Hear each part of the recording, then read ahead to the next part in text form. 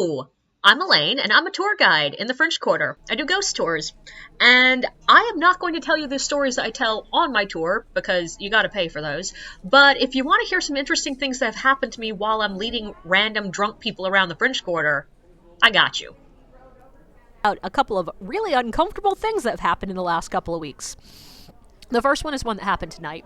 I got to the Lalaurie Mansion, which is, of course, a spot where every tour in the world stops. And I did think it was odd that as I was coming up, I only saw one other group. And they were parked right on the corner. And, I started the story, and I heard a little bit of shouting in the distance, but it was distant, and it was whatever. And I noticed that the group that was right on the corner had left. And I was like, okay, we're barely into the story. I'm going to move us closer.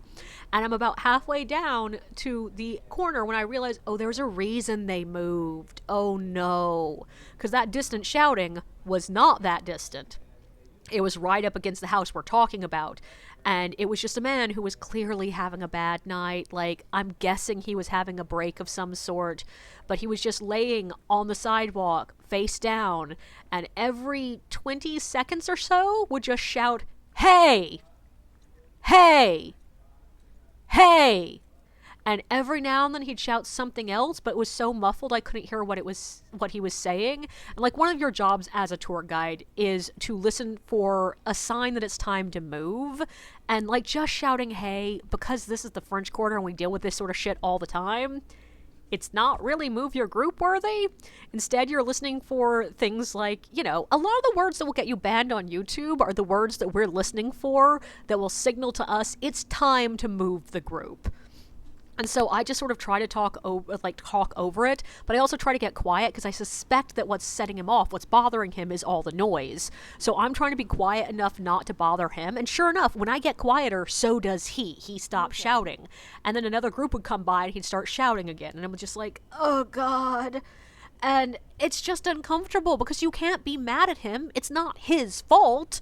And, I don't want to call the cops or anything on him because they just throw him in jail and he doesn't need that. But at one point I heard an ambulance coming vaguely our way, and I was secretly praying that they were coming to help him, get him somewhere where there's mental health care. But, of course, no, it just drove on by.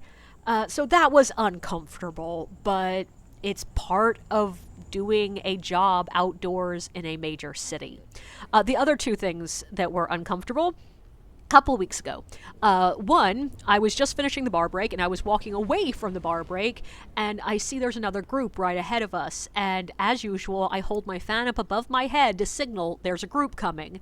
And as usual, the tour guide paused for a second and was like, okay guys, everybody step forward, make room for this other group.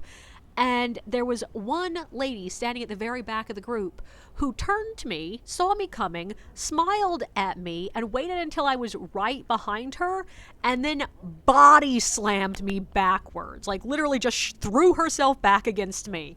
And when I gave her a look like, what the fuck are you doing?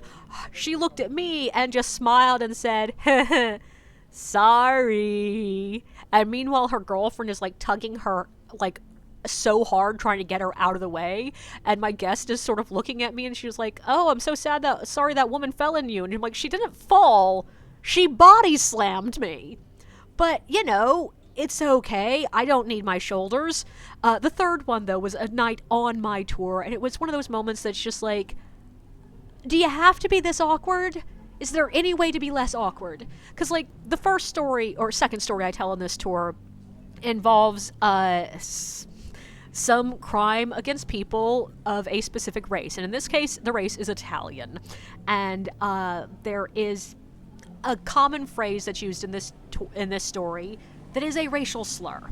And I don't use it because I don't want to use racial slurs on my tour, and also because I'm not Italian, so I'm really not in a position to say whether or not this is an acceptable thing to use in a historical context.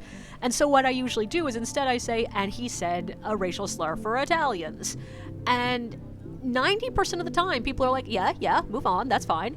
But once in a blue moon, there'll be that person who clearly doesn't realize there are racial slurs for Italians, or just wants to know what they said. And this particular night, the guy interrupted me to go, what word did he use? And I was like, it's a racial slur, I don't want to say it. And he was like, yeah, but what word? can you spell it? And I'm like, are you kidding me?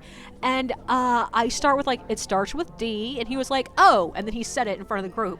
And meanwhile, on the other side of the group is someone who's from Italy, and he's sort of looking at this guy like, are you kidding? And I'm just like, can we make this more uncomfortable? Like, just, like, I told you it was an inappropriate word. Why would you then push me to say it? Like, what's wrong with some of you guys? Don't forget to like and subscribe, and be sure to check out my book, Drunks of the French Quarter Theater, available on Amazon, bookshop.org, Barnes & Noble, pretty much wherever.